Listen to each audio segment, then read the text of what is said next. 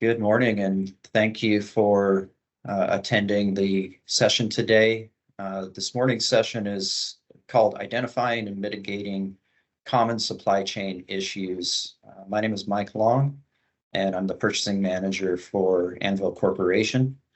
Um, this topic has a couple of subtopics.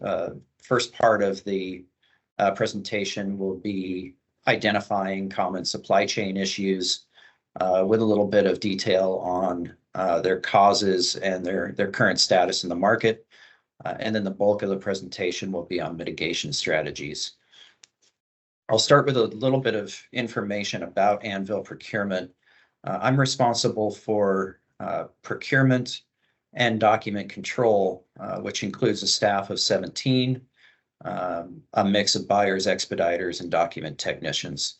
A few statistics on how much work Anvil does in the market are listed there. In 2023, we issued over 630 purchase orders for over 5,000 individual line items with a purchase value that exceeded $87 million. Those line items were delivered to 16 different locations throughout the United States. And a critical component of our purchase orders include supplier documentation, both to help our engineers complete their designs and to turn over to clients at the end of a job. We processed over 10,500 supplier documents last year. Our capabilities include equipment, material procurement, shop expediting, logistics, including heavy haul and international freight, and understanding of our clients' purchasing systems, including SAP and Maximo and others. So getting into the topic at hand, we've identified what we feel are the three biggest global supply chain challenges right now. First one is probably no surprise to anybody, the impacts of COVID and coming out of COVID, international conflicts that we're seeing in various parts of the globe, as well as political upheavals. We've also got economic impacts that we've been dealing with, including the Great Resignation, which has really led to issues with talent hiring and retention, both in technical and craft personnel in the fab shops that we deal with and with the suppliers that we deal with. We also really feel as though these issues that I've listed above have sort of uncovered the fact that the market had a real over-reliance on global sourcing, and that was strained sort of beyond the breaking points due to some of these events. So we are seeing in some cases a pullback across our suppliers to more localized sourcing, as well as identification of alternate sources so they're not overly reliant on a single global source. So coming out of COVID, and as we work our way through some of these other issues, what we're seeing is there hasn't really been a consistency in recovery throughout the markets we deal with. On the mechanical equipment side of things, fixed and rotating equipment manufacturing lead times seem to have stabilized, and they've sort of come back to where they were pre-COVID. So lead times for things like pumps and pressure vessels and heat exchangers seem to have really stabilized and dropped back down. It's different for electrical equipment. We've kind of identified a new normal with longer lead times and with delays seemingly common across manufacturers. So for instance, a transformer that might have taken 42 weeks to manufacture after an order was placed can now hit a lead time of upwards of a year and a half to 2 years. Control systems, equipment, materials, we're still seeing impacts from component delays, we're seeing quality issues, and we're seeing production delays. So that would be items such as transmitters, control valves, things of that nature. And pipe valves and fittings, we're still seeing shortages and manufacturing delays, both domestic manufacturers and overseas manufacturers. And that's sort of made more difficult because we've got high demand across the board from current projects in the United States. Transportation during COVID, we saw a huge bottleneck in transportation. That's mostly recovered. And when this presentation was initially written, we were seeing continued constraints in Alaska, but those seem to have also resolved themselves. So transportation is no longer an issue in supply chain at this time. We're also seeing an increased level of high impact quality issues that are being caught by our manufacturers, during the testing process, or in some cases being caught by our third-party inspectors as they're visiting shops. And we've also seen a major reduction in knowledgeable engineering staff across our suppliers that we deal with. We're seeing less experienced staff in some cases being utilized, and it's really impacted the timing and quality of supplier documentation submittals. And in some cases, it's resulted in ongoing recycle of supplier documents. And just a little more information on that. Items such as approval drawings for engineering review and markup. We used to see a drawings issued 4 to 6 weeks after an order was placed. Our engineers would mark those up. The marks would be picked up and the documentation would be returned 2 to 4 weeks later. What we're seeing now is not only an initial delay pushing submittal of those documents out, in some cases by months, but also an inability to accurately pick up engineering markups, which has led to required reissue of those documents 3, 4, and sometimes more than 4 times. So what are we doing about it? I'll get to the strategies. I do want to explain that very busy graphic on the right-hand side of the screen. That is a screenshot from a vessel tracking website. I was looking for a ship called the Chicago Express last year because it contains some critical components that we were utilizing for a project. I was able to find it in the Atlantic, sort of a third of the way between Spain and North America. But what you're seeing there is every commercial vessel crossing the Atlantic on a given day at a given time. So it's a good visual of what international supply chain looks like day in and day out. I mean, there's a lot of traffic moving back and forth. So back to mitigating the challenges that we've seen. Here's some strategies that Anvil has employed successfully over the long term, but we've really honed in on them as we've been dealing with the current situation. The first thing we're trying to do is purchase long lead equipment as early as possible. So we're trying to get out in front, get the longer lead equipment specified early so that we can engage suppliers early in the project and sort of absorb some of those longer lead times that we've been seeing. Second strategy is pretty basic. We've increased our phone expediting. In some cases, we've doubled, tripled, quadrupled the amount of times we're reaching out to individual suppliers. We're holding more PO kickoff meetings and weekly status meetings with key suppliers for critical equipment. We've increased our reliance on third-party inspections and shop expediting. On occasion, we've been leveraging the wording and the contacts in our clients' master purchase agreements. In some cases, we've utilized liquidated damages terms in our purchase orders.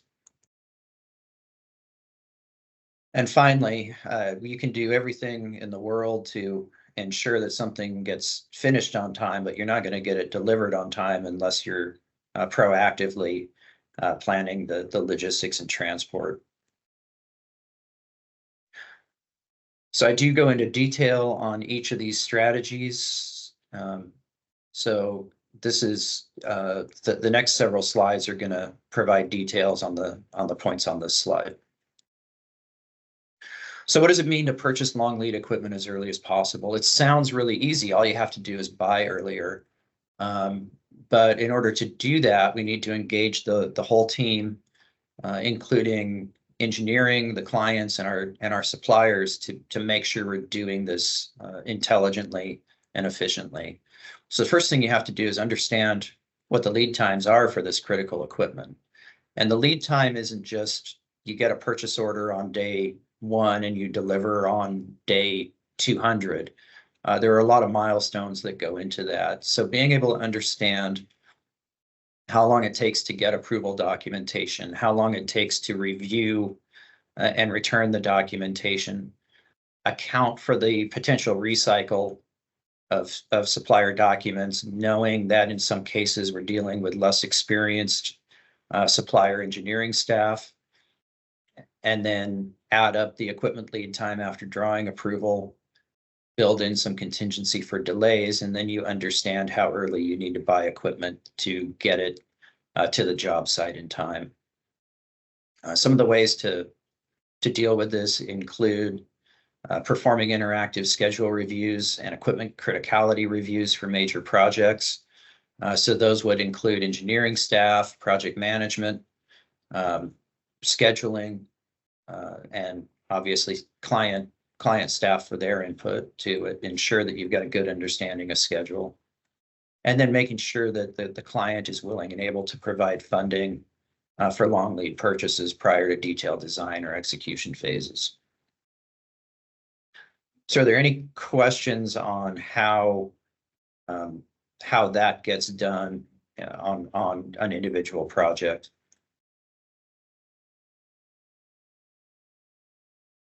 All right.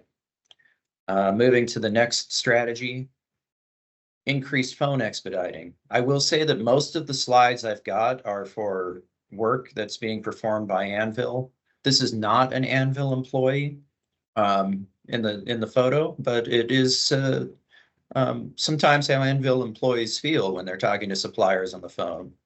And some of the reasons for that are outlined later in this presentation, but our typical standard expediting frequency for technically complex equipment is we contact the suppliers at least once a week.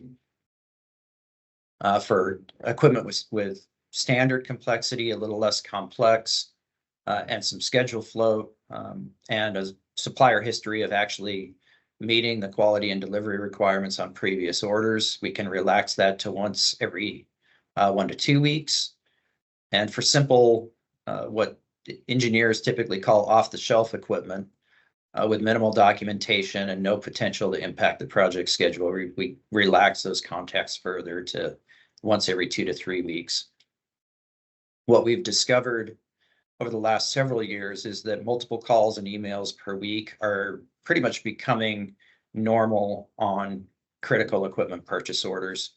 And it's necessary to be in continuous touch with our suppliers to keep the most critical equipment on track.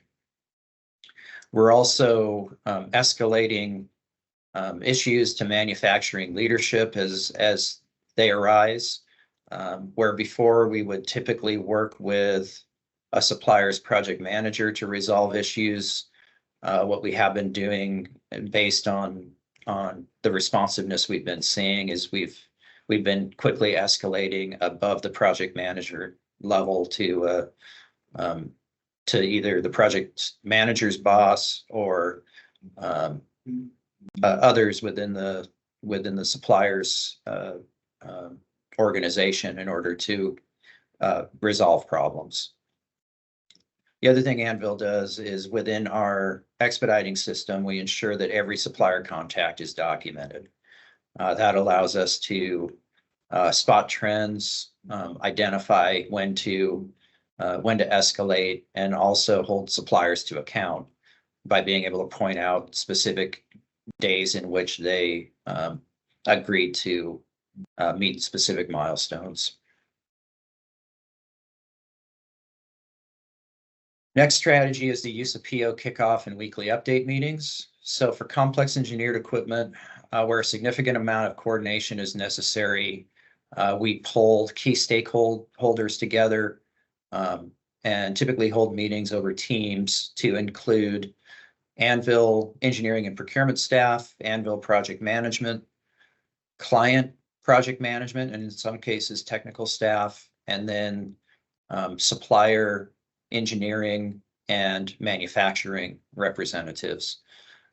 What that does is it facilitates alignment during design. We can pull drawings up on the screen and review specific Anvil markups to ensure that the supplier understands what we're looking for and hopefully minimize some of the drawing recycle on orders. That allows us to reduce approval drawing recycle, maintain the focus of all the stakeholders on schedule milestones, and make sure we have the right people in the room to resolve problems. And off to the right is a typical Anvil meeting agenda for the weekly update meeting.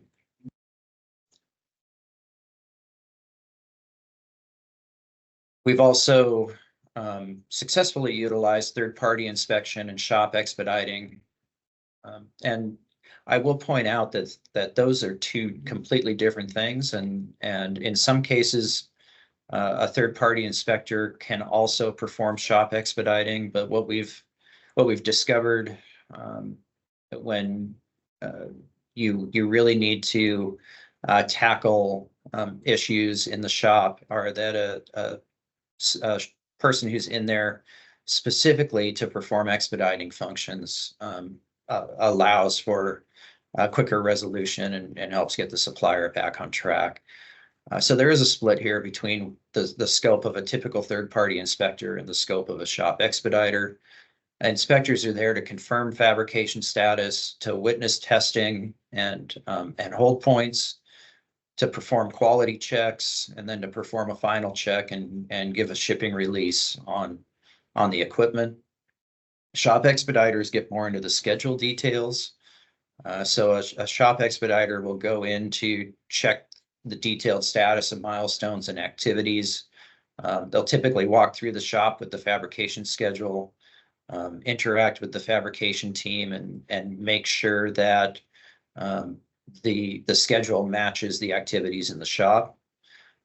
They'll go into the receiving and materials management portion of the shop to visually confirm that purchased materials have been received and allocated to our purchase order.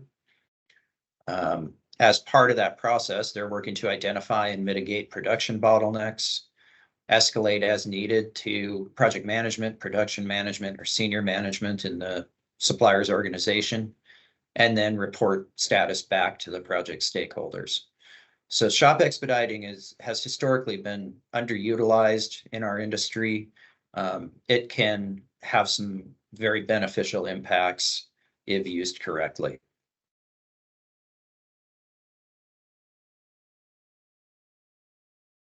Also want to talk a bit about leveraging our clients' master purchasing agreements. So when we buy something for a client, where appropriate, we'll utilize their master purchasing agreements with suppliers. And typically our clients will have agreements for supply of items like pumps or pressure vessels. They'll typically have agreements in place for transmitters, control valves, and other control systems, tagged equipment. What the use of master purchase agreements allows is it allows us to utilize pre-agreed terms and conditions so that we can issue purchase orders more quickly. And then it also allows us to escalate to the agreement sponsors for both parties to help resolve issues and improve delivery dates. A little detail on that is these master purchasing agreements tend to be negotiated at a more senior level within organizations because they typically involve a pretty high spend and commitments between both parties to ensure that materials will be ordered specifically from those suppliers, and in return, the suppliers will ensure that they keep their promises, meet their lead times, and maintain high quality. So by escalating to the agreement sponsors, we've basically involved the people who helped put those agreements in place and who have a very high stake in ensuring positive outcomes.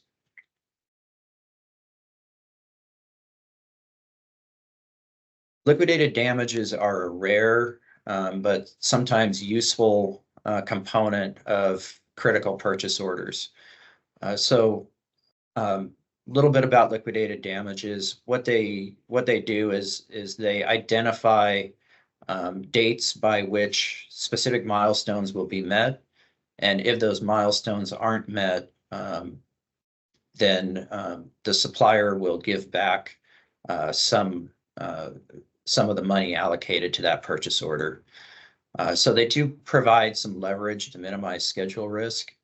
Couple of key items about liquidated damages. They're not penalty clauses. They're not intended to penalize a supplier for delay.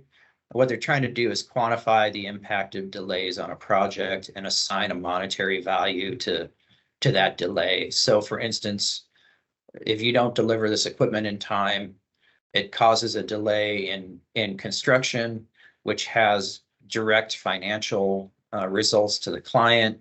We're trying to allocate some of those financial costs back onto the supplier for creating that delay. To be enforceable, the purchaser must meet its commitments. So if we include a liquidated damages clause in a purchase order, we need to be able to commit to not making post-award changes to the equipment or providing equitable schedule relief when we do. And we need to meet our commitments for document review and inspection dates and other milestones that we have the ability to impact.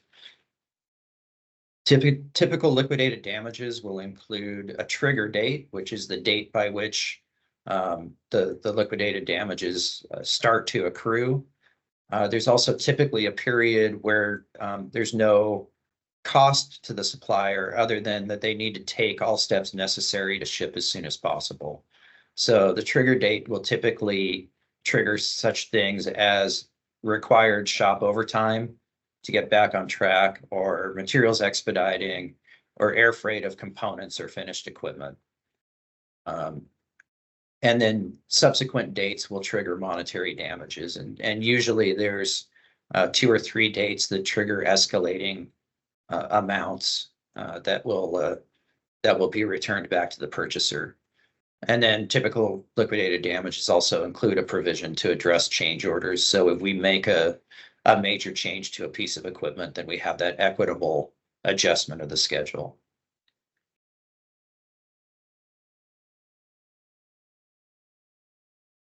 And then the final strategy that we continually utilize on our projects is make sure that we're proactively planning the shipment of the equipment materials. So part of that planning includes ensuring that we have the proper Incoterm to manage cost and schedule risk. And Incoterms are the internationally recognized shipping terms that are used by buyers and sellers to make sure that both parties understand their responsibilities with regard to shipment. And some of the primary Incoterms that we use in our industry, Ex-Works basically means that the risk and cost transfers to the buyer at the supplier's facility unloaded. So a true Ex-Works Incoterm means that the purchaser has to find a way to load the equipment onto the purchaser's transport at the supplier's facility. More common is FCA, which transfers the risk to the buyer, the risk and cost to the buyer at the supplier's facility once the equipment and materials are loaded onto the transport. Another commonly used term is FOB, which is free on board.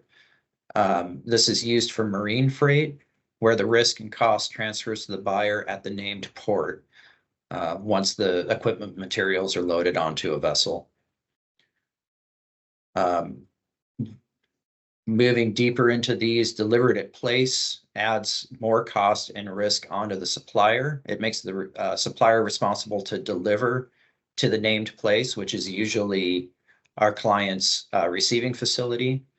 But it maintains that the buyer is still responsible for any import duties and customs clearance for international shipping. And then finally, delivered duty paid, or DDP. Supplier not only get the materials to the client's facility, but also get them cleared for import. So from top to bottom there, the costs and risk become more supplier oriented and less buyer oriented, which some of our clients like.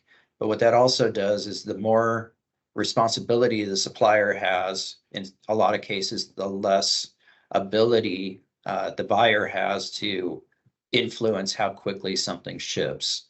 So what we do, and what a lot of our clients are starting to understand, is by taking on more of the risk and cost by using, say, a FCA Incoterm, it allows us to influence how quickly we can get materials delivered, because we're choosing the transport, we're choosing the shipping mode, and we're able to control how delivered.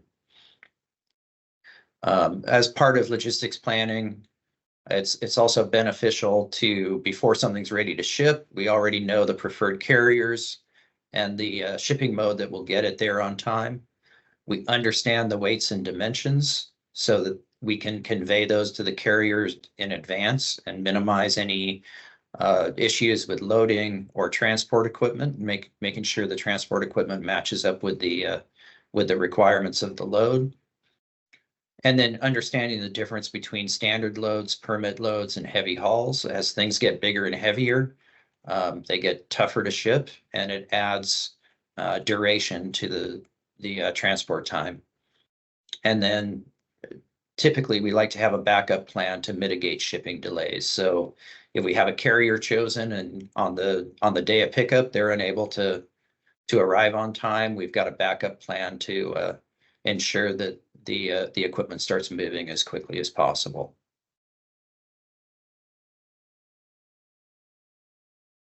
So I know that was a lot of information. I do have some time to take questions if there are any. What about insurance? Oh, I'm sorry, I cut off Terry. No, you go ahead. You started. Okay. I was curious about insurance requirements under those shipment terms that you had stated. Who normally covers the insurance? So the insurance is typically covered by whoever holds the, you see, I've got the word risk in there several times. Whoever holds the risk also is responsible for holding the insurance. So in a FCA situation, the purchaser is going to carry the risk. So the purchaser is going to be responsible for any issues that result with the load. Some of our clients will carry builder's all risk coverage that includes transport insurance. Typically, carriers hold the minimal regulation required coverage, which in pretty much all cases would not make our clients whole if damage occurred in transit. So typically our clients will hold additional coverage to manage that risk. Thank you. But in a DAP or DDP situation, then that risk falls to the supplier, and they need to have the necessary coverage. Did that answer the question?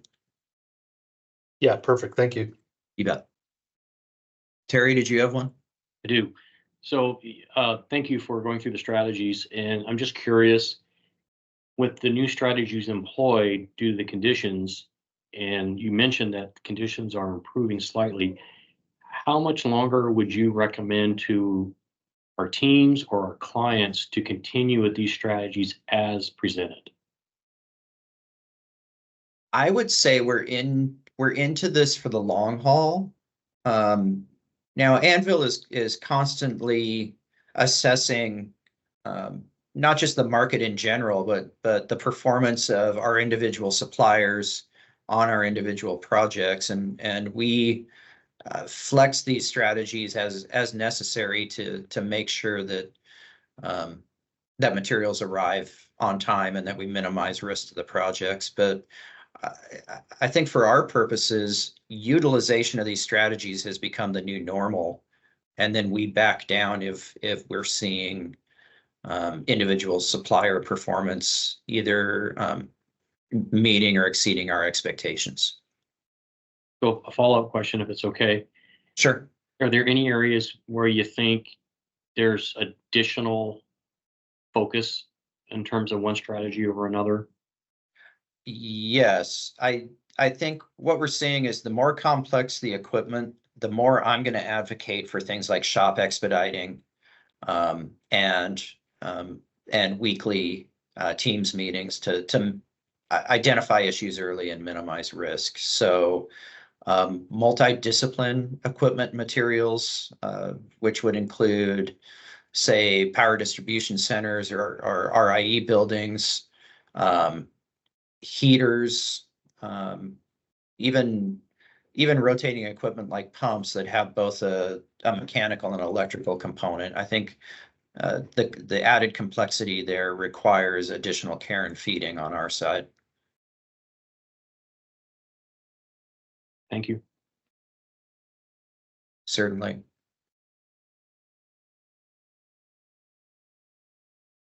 All right, any remaining questions?